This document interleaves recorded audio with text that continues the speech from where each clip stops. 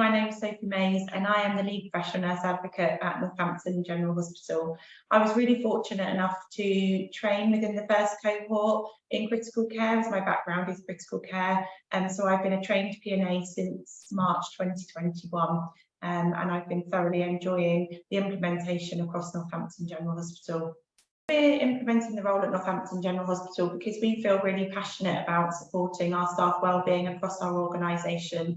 The role has been really able to kind of complement quite a lot of the work that we've been doing as part of our Pathway to Excellence journey, particularly supporting the wellbeing standard.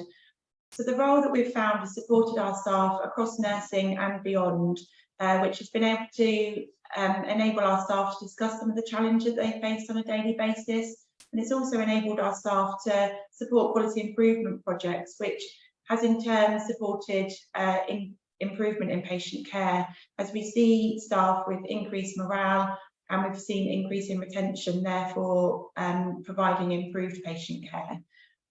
The role has also enabled the staff to feel valued and they feel listened to and they feel empowered, as it enables them to feel more confident. In regards to our implementation, we started with engagement. So we wanted to engage our staff to promote the role of the PNA and some of the benefits of the role as well. So we utilised our internal social media pages, which we shared some videos of some of our PNAs who already qualified as part of the pilot phase of the PNA rollout. And they spoke about their personal journeys of the PNA and how they found the benefits of the PNA role as well.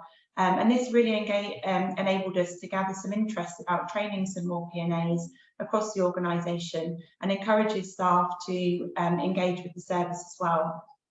So what we then did is we started with some ward-focused PNA restorative days, and this was really great because the organisation really did support us implementing the role, and we enabled staff to have some rostered time out of their clinical area to provide restorative sessions for the staff. So staff were rostered 4 hours out of the clinical area, and we enabled us to promote the role of the PNA, provide some restorative sessions to the staff, and also it enabled us to provide some mindful activities as well, which has been really beneficial. So as a trust, we've now enabled us to provide this to over 110 staff, and we've got another 200 staff planned for these restorative days over September and October. So actually we're really excited that this is now becoming a trust-wide project to promote the role of the PNA. And what we've found is from these days, people have been interested in training to be a PNA. So we've now got over 30 PNAs trained with an additional 15 expression of interest for the next cohort, which is really exciting and enabling us to get on track for our 1 in 20 ratio. With an impact and value from a PNA perspective, we're finding that staff feel listened to and they feel valued. We're also supporting them in undertaking quality improvement projects that really matter to them. So these are the staff who are in those areas that find things that challenges. They are the ones that come up with the quality improvement projects that we're able to then support them with to improving their working lives. So at the start of our implementation and also a way of looking at how we embedded the role, we developed a guideline specifically for the professional nurse advocate.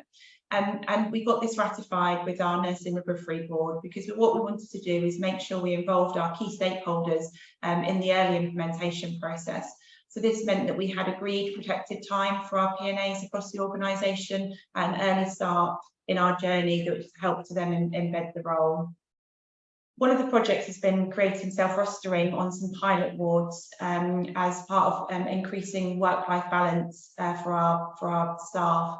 And from that early implementation of those pilot areas, we've seen a reduction in short-term sickness, which has then created a reduced bank and agency spend, which has been really, really useful that we're actually then looking at rolling in that out into other areas across the organisation. Ward manager has gone from taking about 2 to 3 hours to do the roster to 45 minutes. So that's just really good as well, because it's enabling her to get on with some of them to get on with some of their other important ward manager roles or beyond the ward with the staff supporting them.